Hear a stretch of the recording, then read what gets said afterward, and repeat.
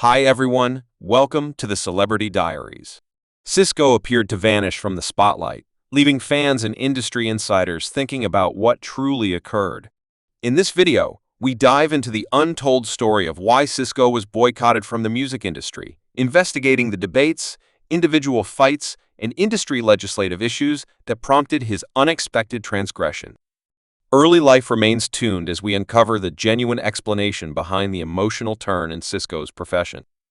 Imprint Andrews, known to the world as Cisco, was brought into the world on November 9, 1978, in Baltimore, Maryland. His initial life was set apart by humble starting points, working at the Fudgery, a famous fudge shop in Harbor Spot, to help himself. This work assisted him with getting by as well as additionally improving his presentation abilities as the shop laborers sang while they worked a scenery that would later impact his melodic vocation in the wake of moving on from secondary school in 1994. Cisco's excursion into the music business started decisively. Hay, along with three different artists, Larry Anthony James Green and Tommy Ruffin, shaped the R&B bunch. Drew Slope's name was enlivened by Druid Park, a nearby milestone close to their area. The gathering's one-of-a-kind mix of profound songs also, dynamic exhibitions immediately got the consideration of Island Records, driving to a record bargain in 1996. Drew Slope's ascent was great, yet it was Cisco's performance vocation that genuinely shot him to notoriety in 1999. He delivered his presentation studio collection release, The Mythical Serpent. The collection took off to number 2 on the announcement 200. Moved by hit singles like Deficient and Strap Tune, these tracks became staples of the last part of the 1990, with Strap Melody accomplishing a pinnacle position of number 3 on the announcement. Hot 100 Cisco's unmistakable style portrayed by his blanched hair and, what's more, ostentatious outfits made him a champion star in the music world anyway. Cisco's climb was not without its challenges. His subsequent collection return of Winged Serpent 2001 neglected to imitate the outcome of its ancestor. This business flop denoted the start of a descending direction for Cisco's profession. Regardless of his endeavors, ensuing deliveries didn't accomplish a similar degree of achievement, and he, in the long run, showed up on the 11th time of The Veiled Artist, where he set 12th as the Reptile. Cisco's profession was set apart by a mix of innovative desire and quarrelsome associations with the music business. From the start, his intense and ostentatious style frequently conflicted with the moderate inclinations of record labels, while Cisco was anxious to push limits and advance the business and liked to avoid any and all risks. His longing to grandstand nearby Baltimore and keep an affectionate group was in conflict with the marque's inclination for laid-out and clean specialists. This imaginative disunity prompted critical grinding among Cisco and industry chiefs, not set in stone to utilize his stage to raise everyone around him and reward his local area anyway. This vision was not generally welcomed by those in power. Cisco's on getting things done his way as opposed to adjusting to industry standards was seen as insubordinate and troublesome. The outcomes of these conflicts were serious. Cisco's refusal to stick to industry assumptions brought about him being progressively sidelined in a business where picture and consistency are frequently as essential as ability. Cisco's bluntness about the manipulative practices of record names further estranged him from the business. His lawful difficulty reactions of how names took advantage of craftsmen and smothered imagination didn't charm him to the leaders who fought back by shutting entryways and cutting attaches. With him, coordinated efforts were bafflingly dropped and projects were shelved without clarification, contributing to his developing alienation from the standard music scene, quite possibly of the most critic.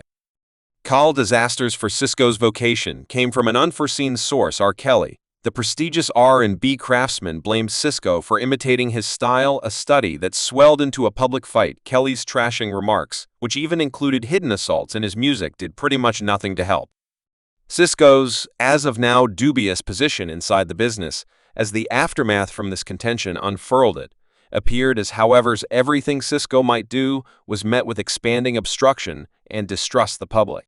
And industry reaction to the fight further discolored his standing, making it hard for Cisco to keep up with his remaining as a main craftsman. In a bid to recover his previous greatness, Cisco made a few endeavors to restore his vocation. He delivered a subsequent collection and attempted to rejoin with his old gathering. Drew Slope wanting to revive the wizardry of his early achievement. Sadly, the business had changed essentially since his pinnacle years. The music scene had advanced. What's more, Cisco ended up attempting to keep speed. His new records didn't get the advancement they once did. His visits neglected to sell out, and media interest in his work dwindled. The once celebrated star currently appeared to be on the fringe of the music scene, catching with the cruel truth of blurring significance, adding to Cisco's hardships were legitimate difficulties, originating from one of his greatest raises, a ruckus around town, Live and Lead a Loca from Ricky Martin's hit melody, which Cisco utilized in Strap Tune, turned into a quarrelsome issue.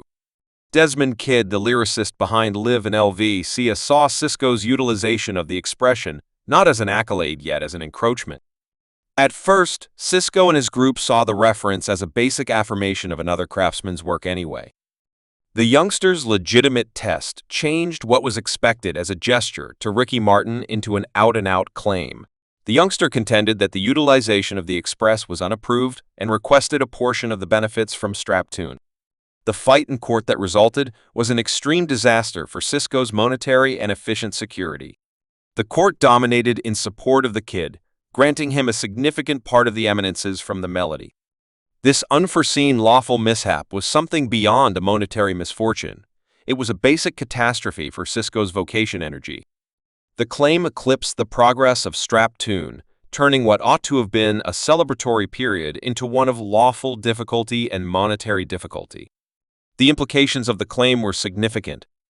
The income that Cisco had expected from Strap Melody was essentially reduced, restricting his capacity to subsidize future ventures and put resources into his vocation. This monetary strain not only blocked his imaginative yield yet, in addition impacted his standing inside the business name, and potential colleagues saw the legal issues as a difficult situation, prompting less amazing open doors and coordinated effort. Cisco's star, once sparkling brilliantly, started to diminish not because of a need for ability, but because of the mounting, legitimate, and monetary tensions.